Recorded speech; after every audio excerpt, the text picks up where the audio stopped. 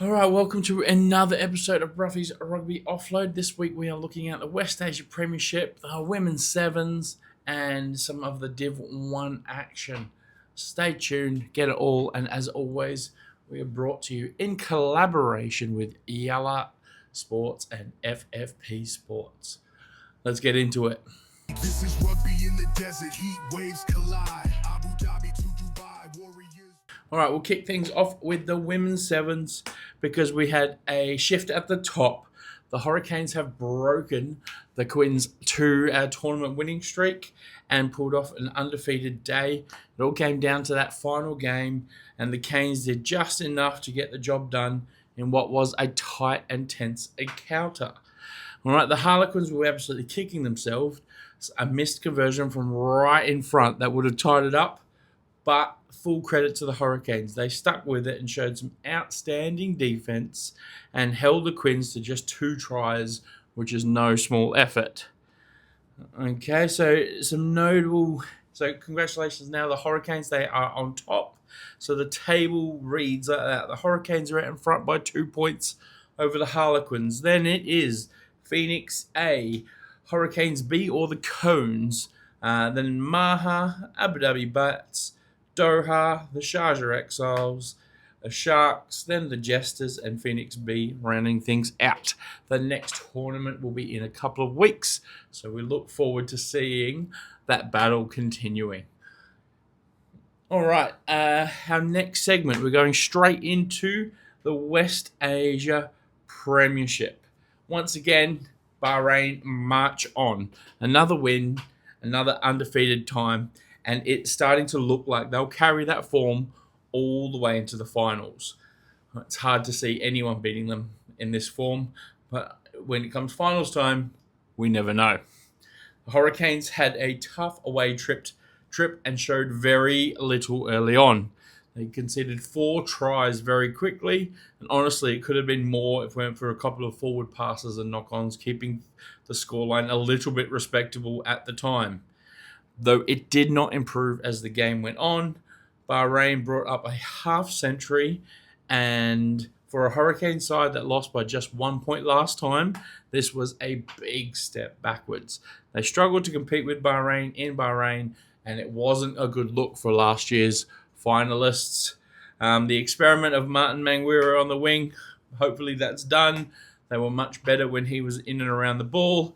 He may not have the same impact as last season, but having him parked out wide meant he struggled to find himself in the game at all. I know he's fast, but maybe the wing is not for him. But that red wall keeps growing. All right, the Hurricanes need a response quickly if they are going to go back-to-back this year. For Bahrain, skipper Greg Heath was deservedly man of the match. Massive credit also goes to that Bahrain pack. They owned the scrums, dominated the lineouts, and laid that platform all day to let the backs run wild. All right, game 2.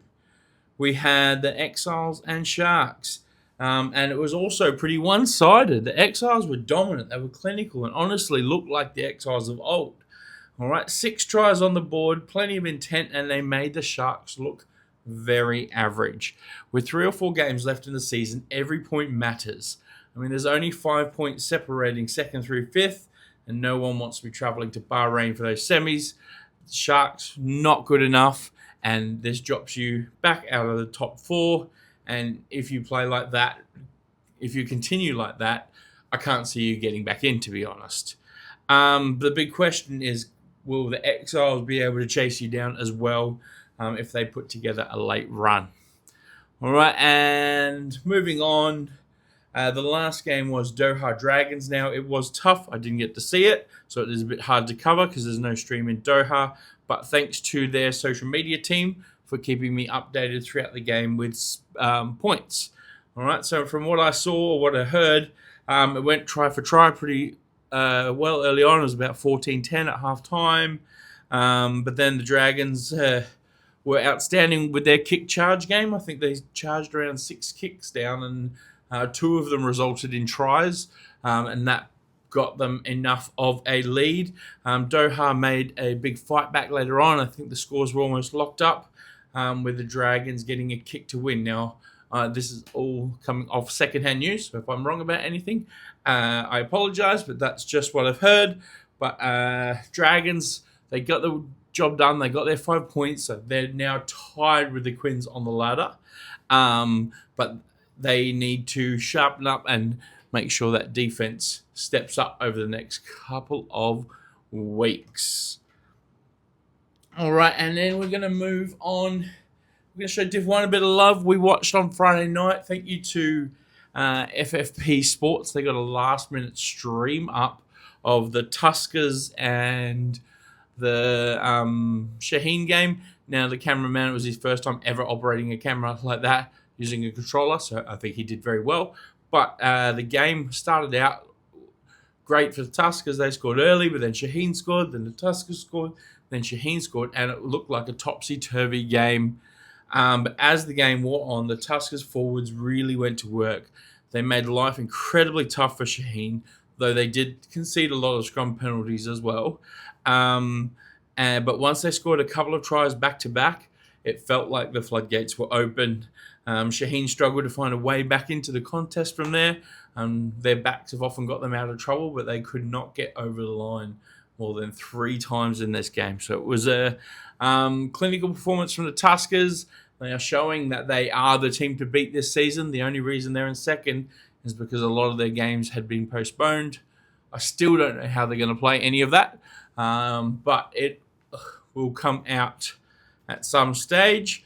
But I still believe at the end of the season, if these two teams do make the final, I think they both need to go up, as long as they can keep their numbers, go up to the Prem anyway.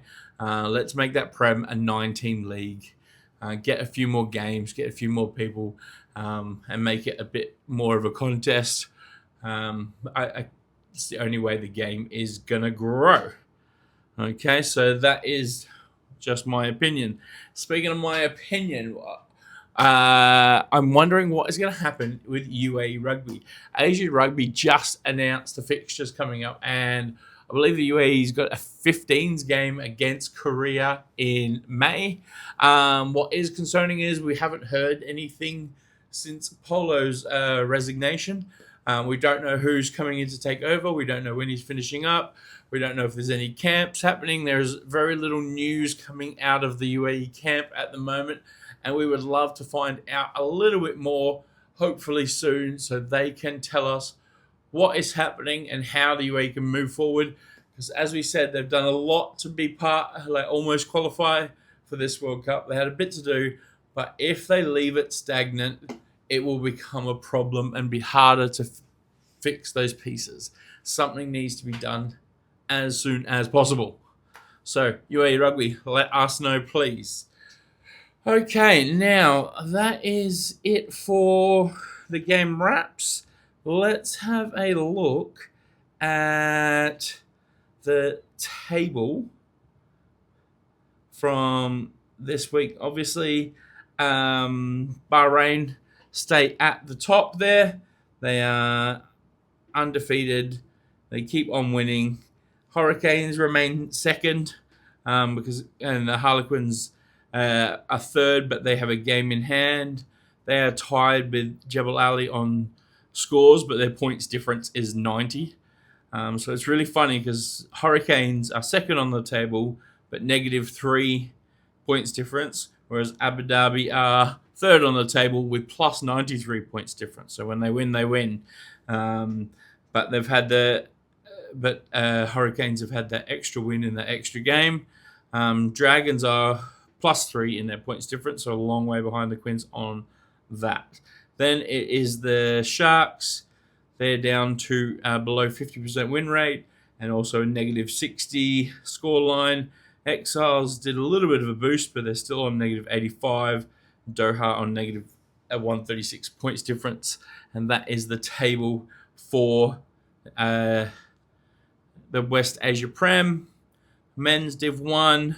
Shaheen stay at the top, but it's games in hand. They've played 2 more games than the Tuskers. They're only 5 points ahead.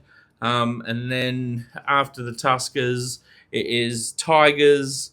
then Dragons 2s, Bahrain 2s, Hurricane 2s, Exiles 2s, Amblers 1s, and then the two teams not in the finals at the moment, the Harlequins 2s and the Sharks 2s.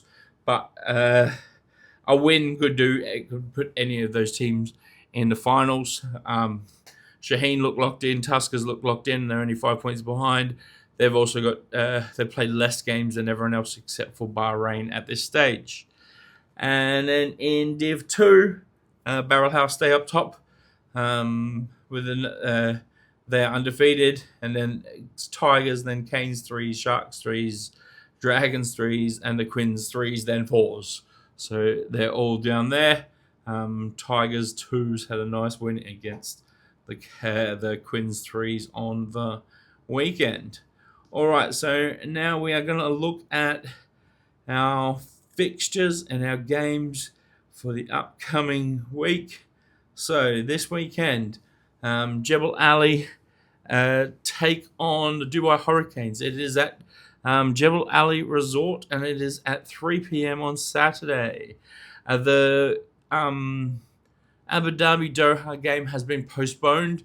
There's no field space left because the Masters tournament is happening in Abu Dhabi, so it is too hard to get a field. So that game has been postponed.